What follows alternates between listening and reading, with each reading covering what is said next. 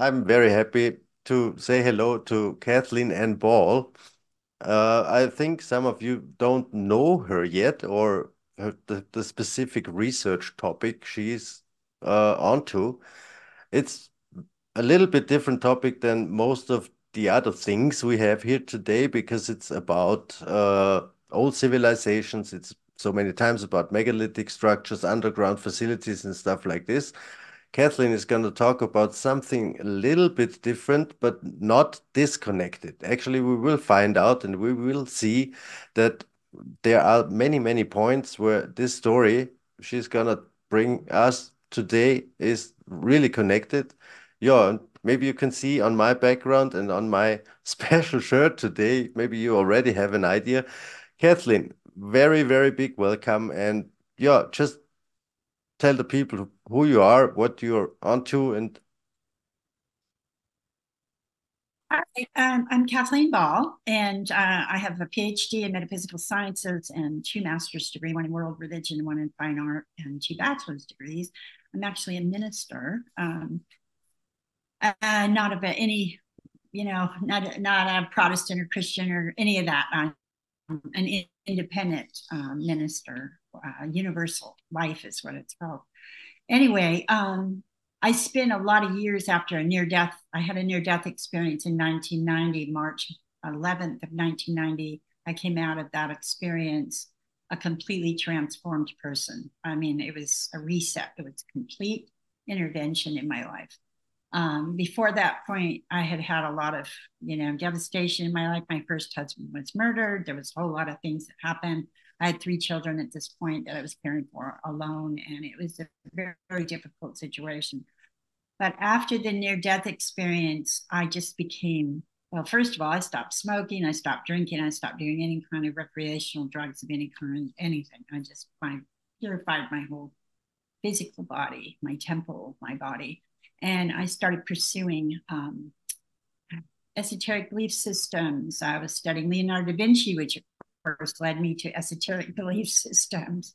I've recently come to find out that he was supporting the underground Templars in Italy and in France that had gone underground after 1314 when they were murdered, in France. So I just found that out recently. But anyway, which I had suspected because of his, some of his notes and things that were very esoteric. They were leaning towards the esoteric. So I started off with that research, and it eventually led me into the Templar secret societies.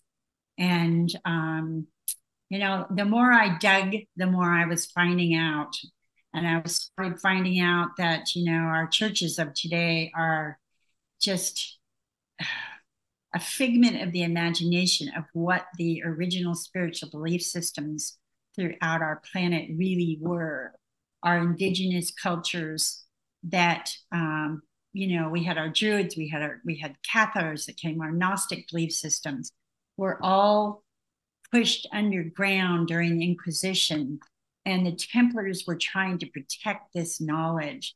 And this is what I ended up finding out, that the core members of the Templars that were banded together and brought together by Bernard de Clairvaux, he started the Cistercian branch, I guess, of the Christian church, trying to cleanse and decorrupt the Catholic Church at that time. He was obviously not successful, but he did try. And he was the one that was sort of behind the Templars and assisted in that organization of the Templar, the Knights Templar. So here we have this band of men, this inner group of men and women. I found women in Austria and also in Italy. Anyway, so we have these people that are they're trying to bring back and to the people all of these esoteric belief systems from it's now Istanbul, but was Constantinople at the time, from Greece. They went into the Middle East, into Jerusalem, into Egypt, and they were bringing all this information forward. And the intent was to enlighten Europe because they could see what was happening at that time. Europe was going into was in a dark ages. They were in the dark ages, which was brought about by the Catholic Church, which was brought about by, you have to come to us, we will interpret God for you, and we will tell you how to live your life for a price. They Yeah. monetized God. They did. And so the Templars saw this happening, and it was funny because they were also considered part of the Catholic Church. So they were working from within the Catholic Church to overturn the Catholic Church's, structure, basically, which so was really kind of an interesting situation. But the Catholic Church finally caught on, by the 1300s, they caught on. And with the assistance of Philip the Fair, they went after them, and they called them heretics too. And then they went after them and tried to annihilate the Templars, all their descendants and everything. And this went on all the way up into the 1600s. I found research that showed that the Catholic Church they had an arm of Jesuits that hunted down anyone that was a descendant of a Templar or a Mason, and they were literally murdering whole families over in South America. So they had a real interest in just completely oppressing and obliterating any memory of the Templars from the collective consciousness. They wanted to just get rid of it and get rid of them. And so, and this was what got my attention. It's like, well, wait a minute. Why are they trying so hard to suppress this? Why are they trying so hard to keep this from the populace, from the masses? And so that really got my interest going, and then of course Dan Brown came up with that book, the Da Vinci Code, and then the movie came out in 2006. And I happened to have been in Rome in 2006 when that film came out. The Catholic Church was doing everything in their power to stop that film from coming out. So again, all the red flags went for me, and I said, there's something to these guys. There is something to these guys. There's truths here that have been buried, and I'm interested in finding out what they are. So, I basically dedicated myself to that discovery and, and bringing this forth to the minds of everyone. I wanted to share this information, share my research. So, I was a college professor. I was in the art department, worked at Columbia College in Sonora in the foothills in California. And on my summer vacations and my winter breaks, I was traveling and going to ancient sites and, excavations, all sorts of stuff. I was taking people to other countries, Egypt, South America, India, Europe, on tours and seeing these ancient sites. And in 2015, I was on one of these trips, and I found a Knights Templar cave in Brazil. That opened up a huge area of research that nobody knew anything about. Nobody knew that the Templars were in South America. And so this was huge. This completely changed history, and it's changed the history books in Brazil. The historians in Brazil are now changing the books and with the new information. But anyway, so I discovered this cave in 2015, and 9 days later, I came home. My house burned to the ground. All my curriculum, everything, all my teaching materials, all my artwork, everything just burnt, boom, gone. 3,800 degrees, which is extremely hot fire. It turned my bronzes into vapor, vaporized my bronzes, metal. That's extremely hot. So and then 6.5 weeks later, I had a liver transplant. So I had a year after that. I gave myself a year to recover and decide what I was going to do with my life. And I decided that I wanted to dedicate my life 100% to this research and to doing lectures and writing books and doing documentaries and bringing this information. I wanted to bring the truth to people, our true history, our true collective history. And it's especially important in this time that we're going through right now. Collectively, the whole planet right now is being oppressed. And every single person that I talk to, and I know people in just about every country, and they're telling me the same thing. Censorship and just financial oppression, every kind of oppression that could possibly be happening is happening right now. And that tells me that, these powers that be, whatever they think they are, so powerful, are weakening and dying. Because anytime an entity tries that hard to oppress and suppress and control the narrative, it means they're losing control. Yeah, this is So something that so is surely happening. Yeah, for sure. And it yeah, really seems, not to step too deep into this path, but it really seems that this game is over, and this is why they are fighting so hard. And yeah, but they did it for centuries. This was a very, very fine plan actually to finish this oppression and lead the people, yeah, deeper and deeper into a kind of slavery system. And uh, right. you said the Templars in South America. What kind of time frame would you say was when they Well, went there from first? I originally discovered the cave in 2015. I went back in 2017 and they had a fire there, so I wasn't able to get back into the cave. But when I originally found the cave in 2015, I had gone inside the cave and I pulled out my flashlight and I realized I was covered with bats and bats flying all around and spiders crawling up my legs. So I had to get out of there. But before I got out of the cave, I quickly videoed some symbols that were on the walls of the cave. And it turns out they were Templar graffiti. And so when I got back in there in 2018, 19, and 21, I was able to really do a good examination of the graffiti that I found in there. And so from that graffiti, we are now dating the discovery and the original, the origin of the cave by the Templars, sometime between 1099 and 1315. That's what we're looking at right Hmm. now, that Hmm. window. I have found some of the same symbols that are on the walls in that cave in Peniche, Portugal, on a cathedral that was built by the Templars in 1099. I have found some of the other symbols in Istanbul, in Italy, in Greece, in France, all through Portugal.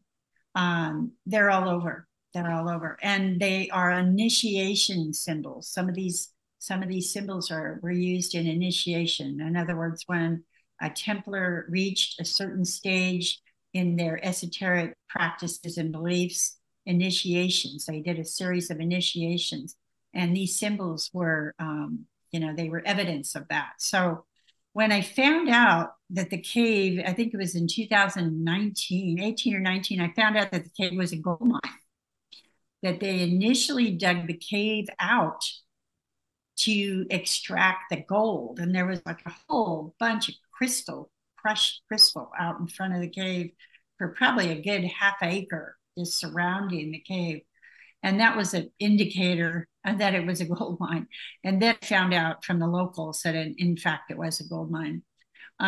Initially, after extracting the gold, however, I believe they used it as an initiation chamber, um, because when they left in 13, between 1307 and 1314, when they left Europe, many of the Templars came into Germany, they went into Scotland, they went into Portugal, and they left in Portugal. Many of them left on ships through Peniche, came into Bahia, the coast of Brazil, and on into and intermarried with the indigenous cultures that were there in Brazil. So this was fascinating history. I mean, this completely overturned anything that we had up to date at that point ever understood about the Templars. A, we didn't know they were in South America, and B, we didn't know they were there that early, and C, that they were bringing gold back and forth from Brazil into Portugal, which makes sense that the king in Portugal would be protecting the Templars, because obviously they were bringing back gold and silver from Peru. By the way, they were also in Peru. They were bringing back gold and silver to replenish the coffers of the king in Portugal after the Crusades, and all the rest of the monarchies were broke. They didn't have any money. They had spent all their money on the Crusades, so they were all broke. Portugal was not. Portugal was flourishing.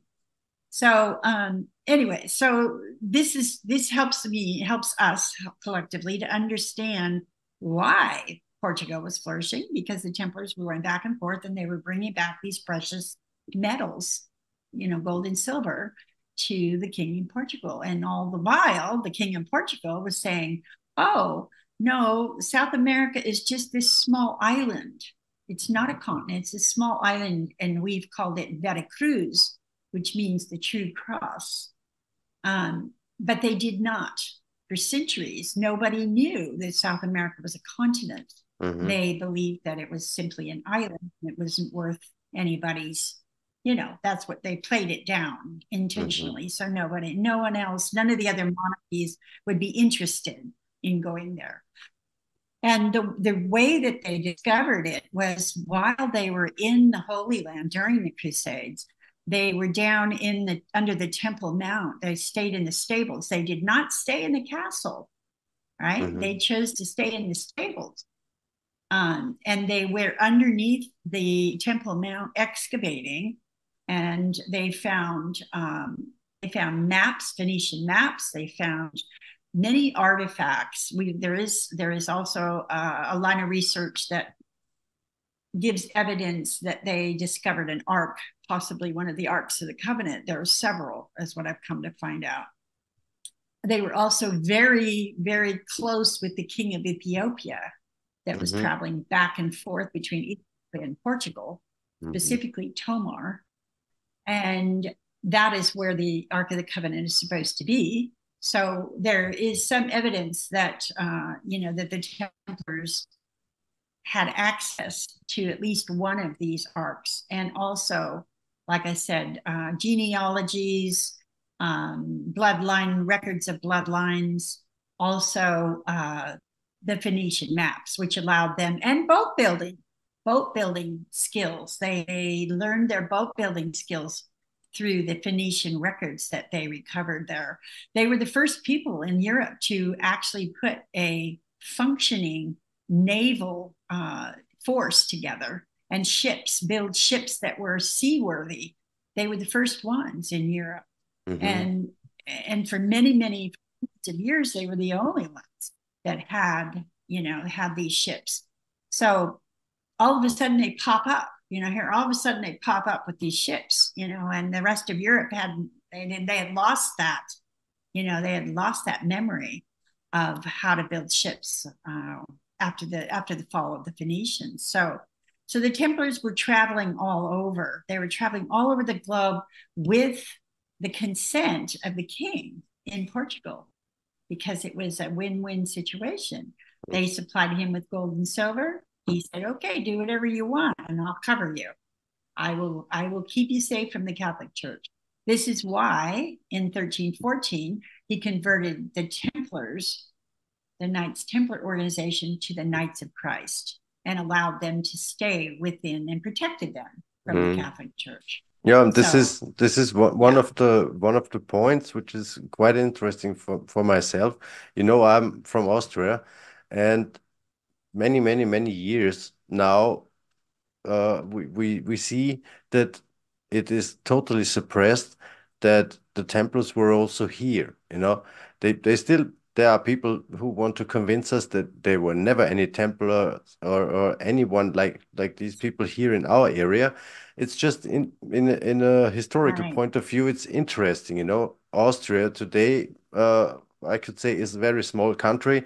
People might think we don't have much of an influence on a global scale and things like this. I very much doubt this, you know. As you can see on my screen in the back, this is something which was discovered 1988. You know, this is in an old in an abbey here in Upper Austria. What's very interesting for me in this case is this room is not really small, you know, and it was just closed. So whoever closed it up, they surely wanted to hide something from us. So, but why do you leave the symbols on the wall? You know, you can expect every once in a while, you know, someone would find out that there is another room, you know, and they opened something. There was some kind of reconstruction work, repair work going on, and in these times they discovered this room here. For myself, quite interesting. You know, my research is in one of these underground facilities, in one of these what I call resonance chambers. Funny enough that my chamber was discovered in the same year, you know, 1988, as they found this here. And my question now would go uh, so far that you say they had the knowledge about building ships. They knew something what old, we could even say civilizations were aware of. And we have so many of these underground facilities here in Austria where we actually don't really have an idea who is the builder and for what purpose and all these things, you know. And since I'm also following your work and doing my own research into this direction, I really think that the Knights Templars were also aware of this stuff, what happened in regards of an older culture, a pagan culture, maybe in our areas here in Yes, Central yes, Europe, because we surely absolutely. have a different past than history makes us believe. And I would like to know from you, would you believe that the Knights Templars or some of the people associated to them, they still knew what you can do with these kind of resonance chambers? That is possible to make some Oh, kind of rituals, and you're using your voice, you know, frequencies. This is all going to be very modern research then, you know, in our time. But I think that these people knew, maybe also from tradition or any other historical records, what was going on in the past here in Central Europe, which, by the way, is you know, influencing the whole world, both Americas, North and South America, you know, in the centuries later. But the Templars were there before. So would you think they had also access to this kind of knowledge, that this is also part of what they saved and absolutely. intend to bring back today? Yeah, absolutely, absolutely, Gunnar.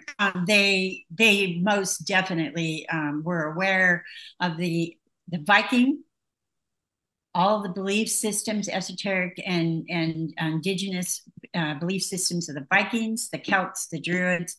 They took in the remnants of the Vikings became Celts and Druids, and after the Catholic Church went after them, right, you know, and tried to annihilate them, the Templars in Portugal literally created a country that took in all of these people, and they honored their belief systems. They took in the Druids, the Cathars, they even took in Muslims, Moors, um, and you know, all these belief systems that were not Catholic, they were considered heretics by the Catholic Church.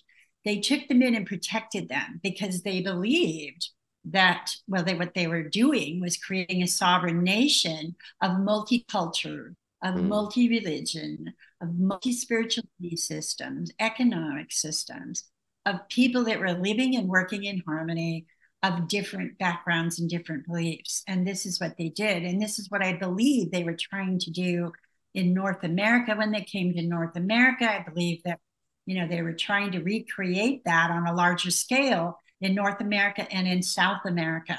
And in Altaparizo, which is the little town where I found the cave, which is just, you know, a few kilometers from where I found the cave, they have, you know, this is what, that's what that whole area is about. You walk down the street in Alta Paraiso from one end of the town to the other, you're gonna meet somebody from Japan, from Africa, from Germany, from France, from Australia. I mean, there are people from all over the world and all belief systems and backgrounds that live there collectively and in harmony, in a state of harmony. And they work with each other and they trade with each other. And it's a beautiful commingling of just, the diversity and very, like an example of the diversity of our planet and how that can work and how people can just, to be together. And I find it interesting because that was the area that the Templars colonized. That was the roots that they planted. And I believe that they literally planted with their initiations and their spiritual belief systems. I believe that they literally laid the spiritual groundwork for that to come about. And because that's what's happened in that Mm, area. That's exactly what has taken place in that area. And I think that they envisioned that for the whole world. And I believe that they had planned to come back in 700 years.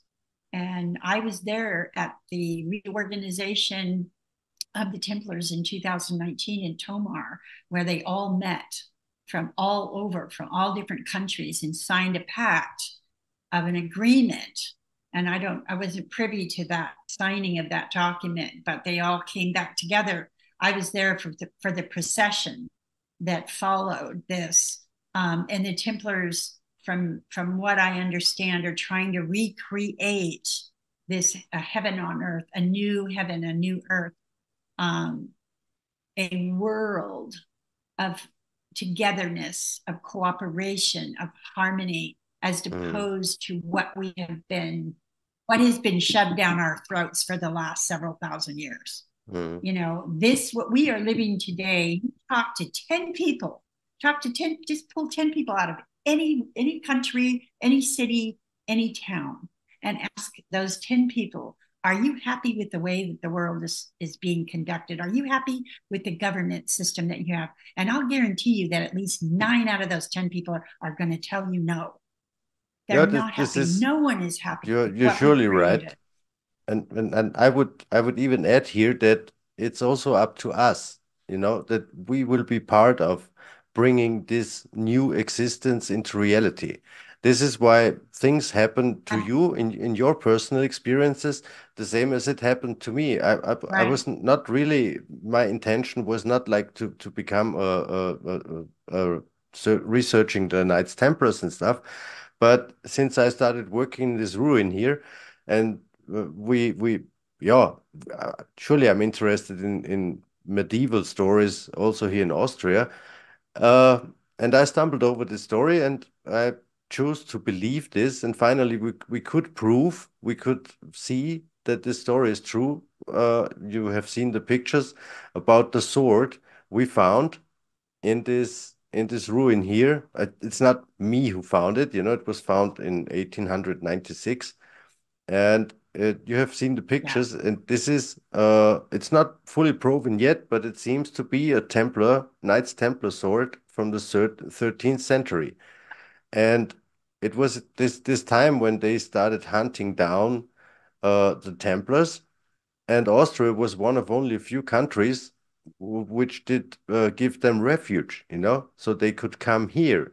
And there are these Yeah. connections up to today, and yeah, therefore I see myself lucky in this position that I'm actually allowed to take care of one of these old ruins, where seemingly one Right. of these, I don't know what his function was, I don't know, maybe you would even find his name mentioned in any of the documents, which maybe are residing in Portugal or elsewhere.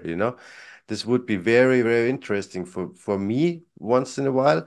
And still, it's very interesting, very intriguing that from this castle where I'm like helping to restore or to save what's there, the official history says from this castle on, our country, this part where I'm living, was inhabited. I know today that this is not true because we have another story from before, but it's a very, very important now ruin. Back then, it was a very important castle in these times. You know, I really find these connections interesting, and also that yeah, through these years now we also met. You know, and you come up with this a very interesting story about the Templar cave in South America, and surely there are enough people who would say, "Nah, this is not true. You're making stuff up."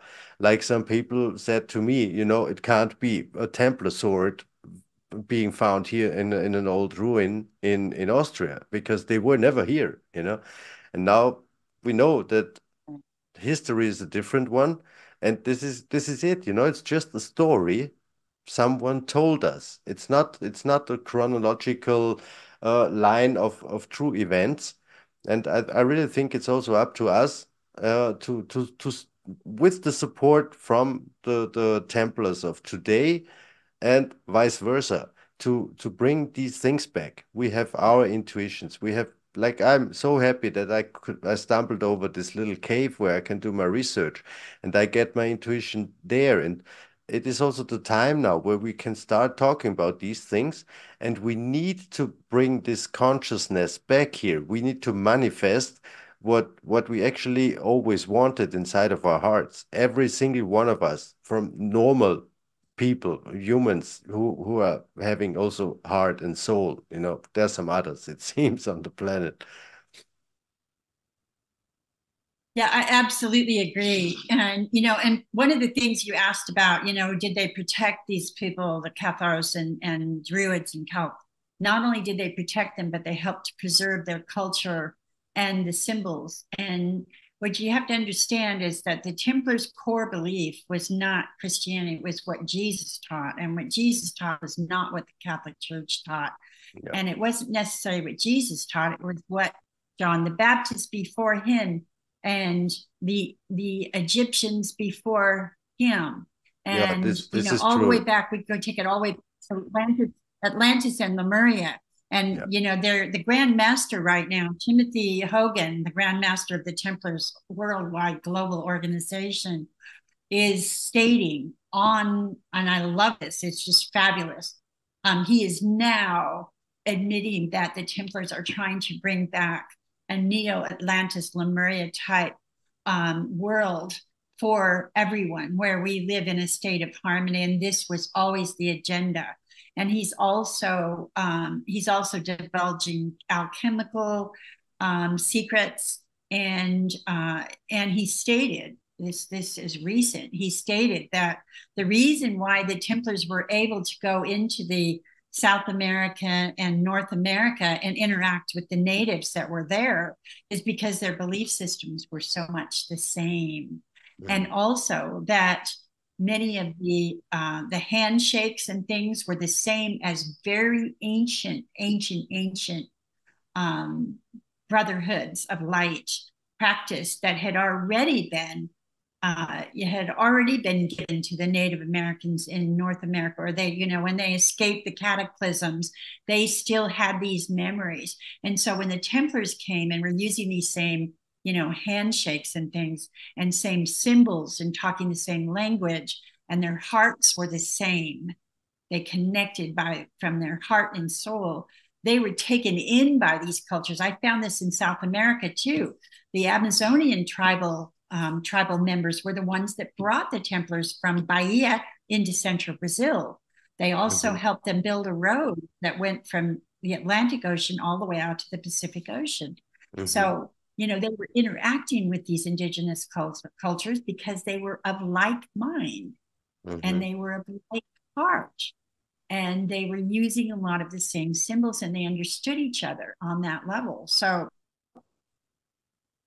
Are we it's are we what they were preserve and bring back were these cultures that had been annihilated and oppressed by the Catholic Church, Mhm. all the way from, go all the way back to the beginning of our calendar that we understand today, all the way back from then, the Catholic Church, well, first the Romans, of course, until the Catholic Church coagulated, I like to say, and turned into the tumor that it became, in the 300s when they, cut out anything that they didn't want anybody to know. Everything that we have rediscovered in the Gnostic Gospels and the Dead Sea Scrolls and the Nag Hammadi Library, which thank God surfaced. Otherwise, we wouldn't even have known that there were lost Gospels.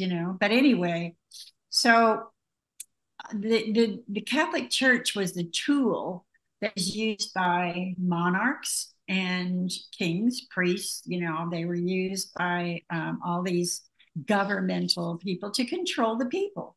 This was the whole plan: was to control the people, remove them. Don't let them know that they've got God inside of them. Don't let them know that they have the spark of the Creator within them. Don't let them know that they can go out into the forest and meditate and connect with the Creator. Don't let them know that. Tell them that they have to come to us. They can't get to God unless they come to us. We're going to interpret. Let's keep them illiterate, so they can't read, they can't research for themselves, they can't find it. Let's keep them fearful. Let's keep them poor, just enough so they can support our lifestyle and keep us in the lifestyle that we want to remain in. They'll be our slaves, they'll be our workers, they'll be our servants. And that was what the ideal of society should look like. And that is what we have been fighting with ever since. You used one of very interesting keywords to me. This is when you say illiterate, then it's also connected to a constant change of a script form, like they did with Latin, and they changed what we used before, what we know as runic writings and things. And the interesting thing for me is that the people who are like running the show today, I think they even have less of an idea than we do what was actually going on in this past. And it just happens to be like a few weeks ago, we stumbled over a very interesting artifact. We don't know if this is real or if this is a forgery or anything. It doesn't matter so much. I activated some of my friends because there are letters and writing symbols which I didn't really know. I know runic writings, I know about this Glagolitic script and so many things, but it looked quite different. I took a little look into the Danube script, for example, and I found some similarities. But then it went even more crazy, I say. I had also a look because I made a presentation a while ago about these old European script forms, and I also took the Emerald tablet and had a look onto these symbols because I could feel that there are some similarities. And I asked a friend of mine also to help me to find similarities. Just give me your thoughts on this topic. And this friend of mine opened a completely new field of research for us because she said, hey, wait, she has seen these tablets 100 times before. It just didn't make a click in her mind. And she said, you know what?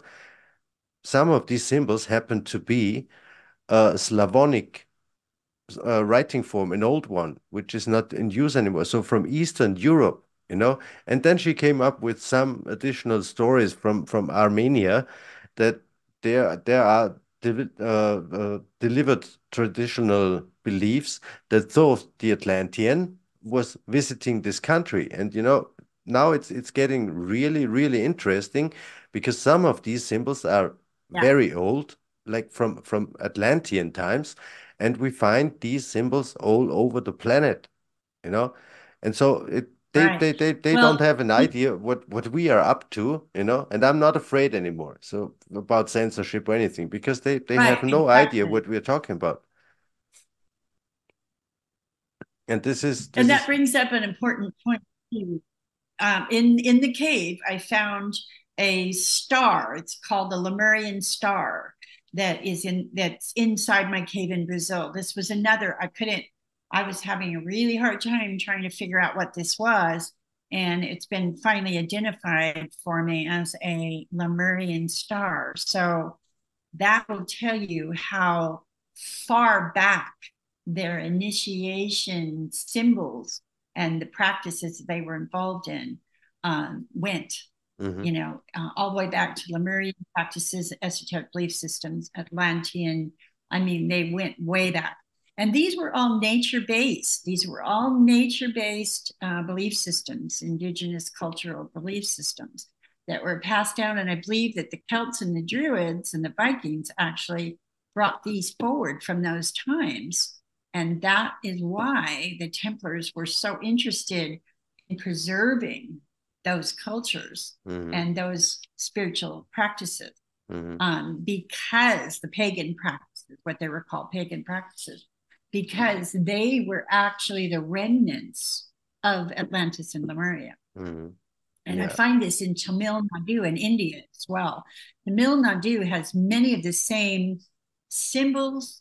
The boats even were used in California by the Chumash, Native American people, who are rumored to have stemmed from Lemurian, from the Lemurian culture. So, but you see the same symbol, you see the same style of ships, you see, all these similarities to the coast of India or Tamil Nadu in India. It's powerful. It's actually evidence that points towards a what do you call that? A one continental globe. There's a word for it, Pangea. Pangea. Yes, yeah. It also points to that, to a time, and we're talking 60,000, 70,000, 100,000 years ago, before the continents were split, before the continents actually split apart. So, which is what I believe was the time frame, the Lemurian time frame. Atlantis, I believe, began much later. They came much later, and that's where we started to have this, this mental. That's where we started to have the shift, the drift between the two, right brain, left brain, nature-based, technology-based civilizations. I believe at the end of Atlantis, because I think the beginning of Atlantis was just an extension of Lemuria. Yeah, this is the end of Atlantis. This is something that happens again. We many times we use this saying that history repeats itself, and we are coming to the same situation again. And Kathleen, since we are still a little limited in our time frame today, I would We'll have to get together again and do. We will for sure. When I get back from Portugal, I'm leaving for Portugal. First you're coming over to Europe, and I would just have one, let's say, final question, because this would fit also to the topics of some other researchers of this podcast marathon. Do you think, or do you have any knowledge that the Knights Templars had a wisdom, or did they know about ancient geopolymer concrete mixes, so artificial mixes like we use with concrete today, for building or repairing, in regards of what we know today, that many ancient sites were made of artificial stone and not of natural stone. Right. So this, I don't know specifically if the Templars were privy to that knowledge or not, but I have seen it in Bosnia, and I've also seen it in other Asian sites. It's a conglomerate, very similar to what we call cement today, but it's far superior because it obviously lasts a lot longer. I mean, we're talking hundreds of thousands of years. 60, 70, who knows exactly? We have no way of dating it, so we don't know. I shouldn't say a date because I don't know a date. But I do know that when I was in Bosnia myself and examined the pyramids over there, we're talking about a material that was far superior to anything that we can create today. And so it wouldn't surprise me if the Templars were aware of that building material. However, I do know that in most of their castles and their temples that they built that have survived to today, that we they're left to us to examine. These structures are made of stone, and you know, I don't know what the binding material was. I'm not privy to that information. But again, it wouldn't surprise me at all if they weren't aware of this particular material. Yeah, I think we will step a little deeper into this topic once in a while, because it happens that we are doing lots of research in this direction, and there was a guy uh, called Professor Joseph Davidovits, and it happens to be this way. He translated some Egyptian tablets where he found actual recipes of these artificial mixes, and he started doing this since many years. Unfortunately, he's not alive anymore, but a very good friend of mine had known him, and we are today really coming closer and closer to this point that many structures we would define as made of stone are actually made of Right. artificial concrete, you know. And this is, yeah, this is one point now where I would connect this to the other topics of today. And I would really love to have you on again. For sure, it's not the Yeah. last time that we make this kind of podcast marathon, you know. But on the other side, it would be very nice to have another conversation just with you once in a while, and we can take a little bit more time and go a little bit deeper. And yeah, we had to Right. make this pre-recording since you're going to be on a plane to Europe while we are Right. having Right. this podcast. So our thoughts will Right. be with you, that you have a nice and good Okay. trip. Happy that I had you here with me today, and we stay in contact. And yeah, good. I wish you all the best for your Okay. investigations, and really I'm looking forward for more to come.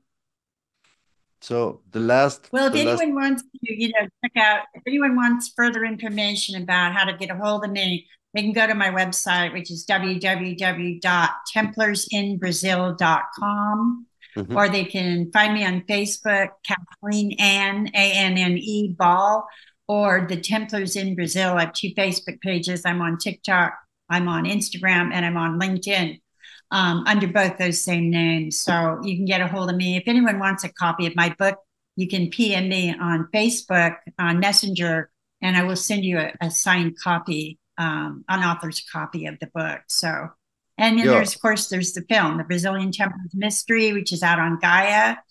You can also stream it, and Mhm. I believe it's Amazon Prime or something that you can stream it. Yeah. And the second episode is going to be coming out the end of this year. So you look forward to that. Yeah, and for sure we will link all this information below this video, and also we will talk more about this. It will also be linked in the podcast itself. Be sure to send me a link. Yes, be sure and send me a link. Yeah, Okay. for sure. Yeah. Okay, Okay. Kathleen, this is Wonderful to talk with you. for the official part. I say thanks having you on. Okay. Just stay with me Bye another bye. minute, okay? Okay, great. Bye bye. You have a great evening, I guess, for you, huh? Okay. Yeah, Bye bye. it's no time, you know, here.